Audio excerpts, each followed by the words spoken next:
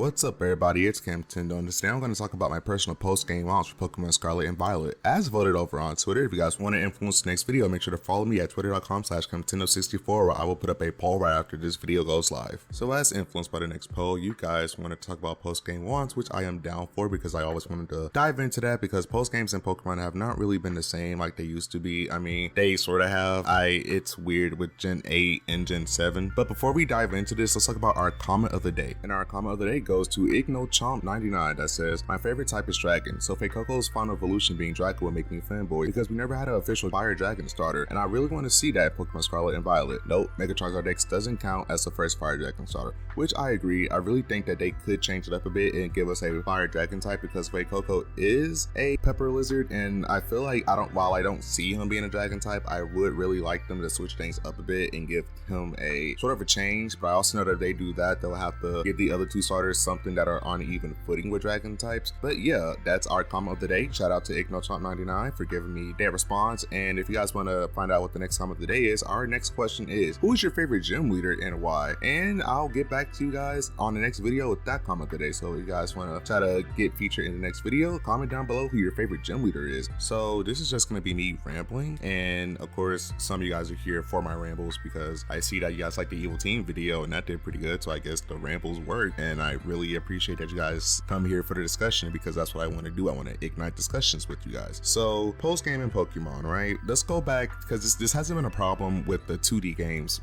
now versus like the 3D games. So we're gonna go back to X and Y first, right? X and Y, you beat Diantha, really trash battle. Then you have to do a Looker quest. You know Looker, best boy, we all love Looker. You're helping him out with the, I believe, investigation of Team Flare, like the remains of Team Flare, and there's the whole Emma thing, and that was pretty cool at the time. Then once we beat that, we could also go to like Corway Town, I believe, not Corway Town, but it was the post-game town in the southern part of Kalos where we got to do Friend Safari. And while that town didn't really have a lot to be desired, you have Friend Safari, you have the Battle Majon, and let's face it, Battle Majon wasn't the best. It was weird, and I don't think anybody can name the Chanteline girls or whatever their names are. Nobody can remember them.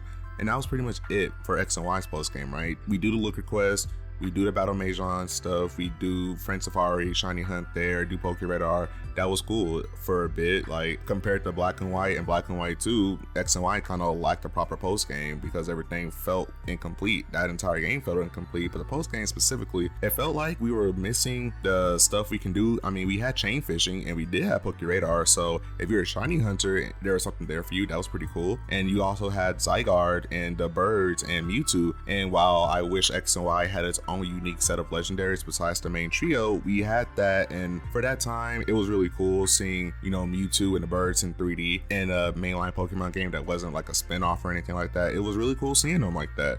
So I'll give X and Y a small pass for being the first, and everybody will jump to say it was an experiment. Every game feels like an experiment with people like the Pokemon conspiracy theorists that are like, this game is a beta test for that game, and I'm like, okay, but then where's the full game at?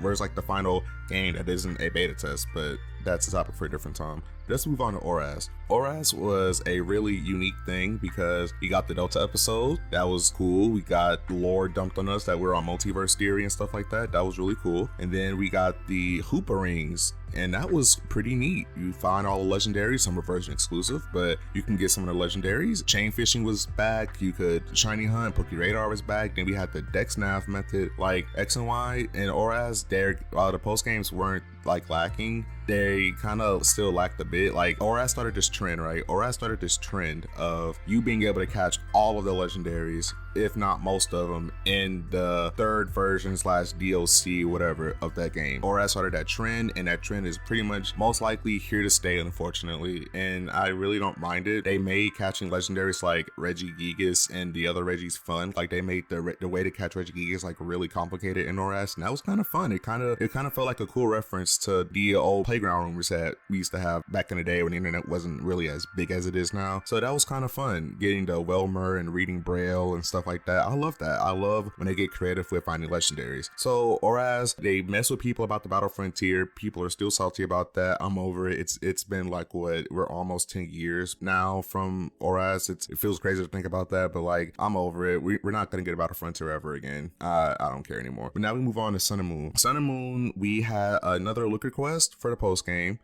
and we caught Ultra Beast, and we got some lore on Annabelle. That was cool. We also got lore on Looker, found out that he's a faller. That was really cool. Upon looking it up, it finds out that Sun and Moon actually had quite a bit for us to do. We could catch the 4 Tapus, catch all the Ultra Beasts, do the battle tree, which, again, I'm not really that big on battle facilities, but we have the battle tree. We could shiny hunt using the co-op method, where they would call a partner method or whatever. And then we have breeding. We had a bunch of stuff to do, which, yeah, as incomplete as Alola felt, the post game had a lot of stuff for us to do. Like, again, we couldn't do the crazy stuff like Battle Frontier and Pokemon World Tournament and stuff like that, but we could do some stuff. And then in Ultra Sun and Moon, they brought back a lot of those things, but now we could do like go to the Ultra Dimensions and also shiny hunt using Ultra Wormholes. And we also had Team Rainbow Rocket, which was probably one of the most wild post games they've ever had. I don't even think the DLCs can compete with Rainbow Rocket, because for a generation that was purely built on a basis of being a quote-unquote homage to all of Pokemon, and most of the references were Gen 1 references, they kind of did as good with Rainbow Rocket. I love fighting Getsus, and I like how they made him seem crazier than Giovanni. But yeah, Giovanni was somehow the ultimate evil. It was weird. But again, I love Rainbow Rocket. That was a cool, neat thing. And while I'm not really a fan of these whole grandiose story post games, I'd rather just go back to the traditional find a legendary and catch that and get some lore. I miss the mythical events. I'm glad they brought those back with BDSP, but I don't like BDSP. So either way, I'm glad they're here. I hope they use that as a stepping stone for us to actually get more mythical events in Scarlet and Violet. But again, that was cool. That was great. Now, Gen 6 and Gen 7 both had pretty alright post games. They were lacking a lot of things, and I'm assuming it's because of 3D and hardware limitations, but again, they were pretty cool. Now we're gonna move on to Gen 8, and Gen 8 is where a lot of the problems begin. With Gen 8, we had the really dumb Sworpert and Shieldpert quest, and I also realized this trend of them locking the title legendaries behind the post game now and not part of the main story.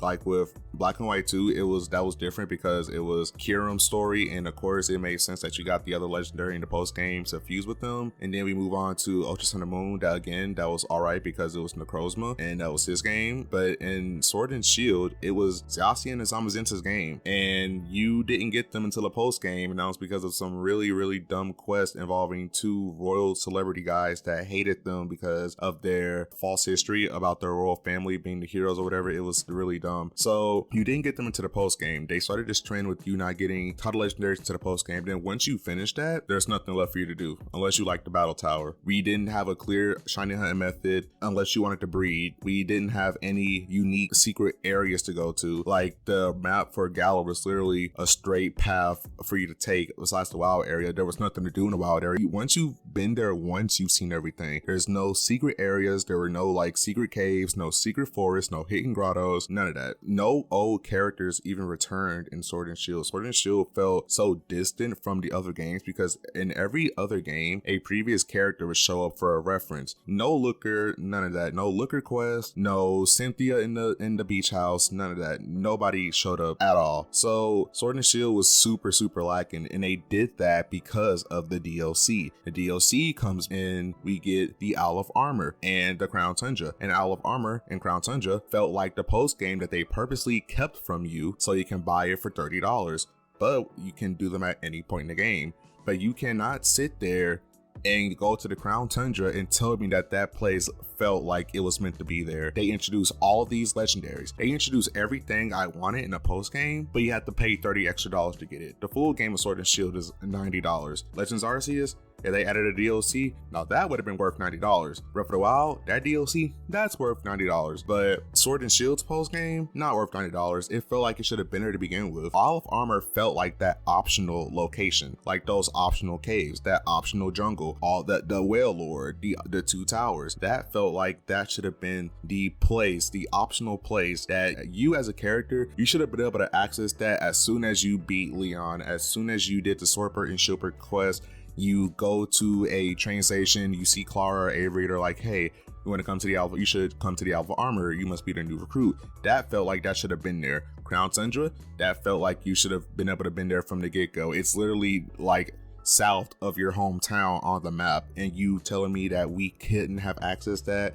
I get the whole DLC thing, but I feel like you can make interesting DLC while also having a game that feels complete from the get-go. The point of DLC is to give us more content, not to give us content that should have been there to begin with. Sword and Shield, if it had the post-game, the Crown Tundra and the Isle of Armor, if that was in the game, then the actual DLC was like based around a mythical, because I don't know if you guys have noticed, Zarude is the only Gen 8 mythical in that generation.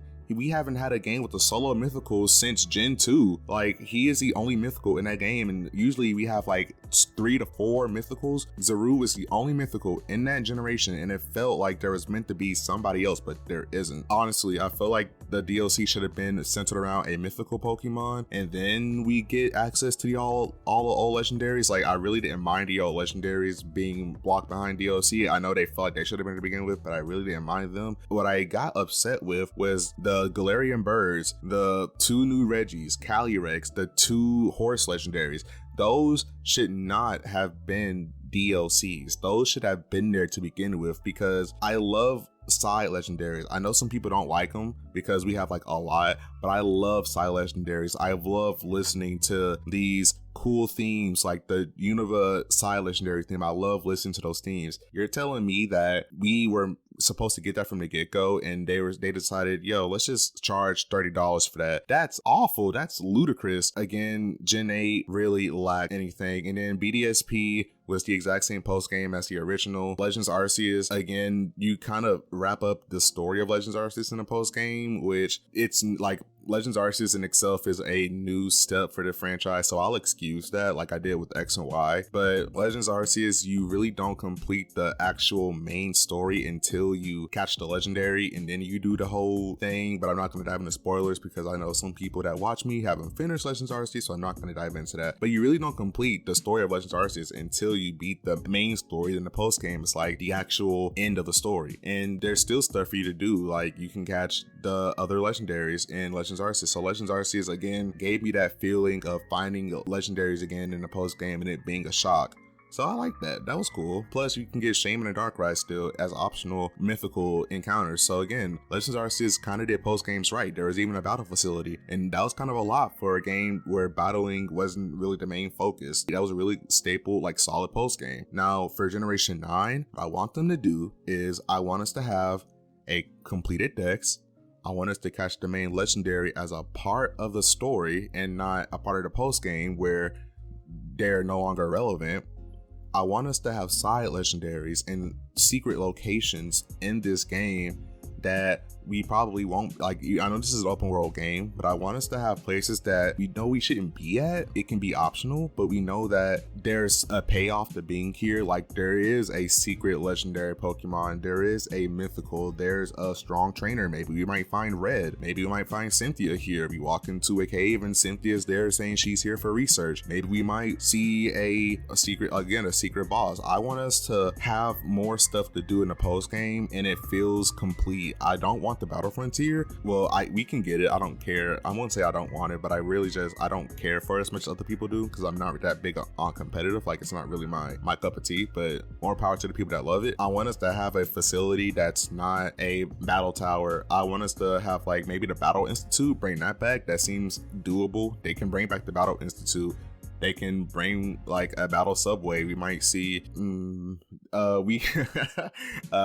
can bring, I don't want the battle mage to be back. They can give us something else that isn't the battle tower. It seems like the battle tower, they are like stuck on the notion of the battle tower, and it's kind of boring at this point. I want us to have a battle facility, but I don't want it to be the battle tower. Right now, it doesn't seem like there's a tower on the map from what we've seen. I mean, we've only seen like one or two towns, but I don't think that we're gonna have a battle tower this time around. Maybe we could have a battle frontier. I personally would like the world tournament to be back because that was, in my opinion, better than the battle frontier. I want homage to other regions in this game. I don't want this to be like Sword and Shield where it's just completely isolated and there's no references other than regional variants. I want this game to feel complete from the get-go. I don't want it to feel incomplete, and then when DLCs do come, because I'm pretty sure we're gonna get DLCs, I don't want them to take away content so they can release it as DLC. When the DLC happens, I want the DLC to feel like a welcome optional change rather than